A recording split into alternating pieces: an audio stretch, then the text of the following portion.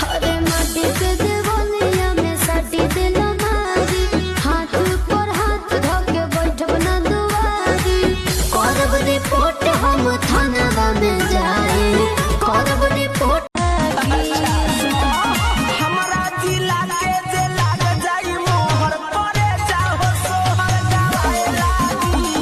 हमरा जिला के जे लाग जाई मोहर परे जाहो सोहर बथरिया हो मकई के रोटिया खा जा, मकई के रोटिया खाया जा।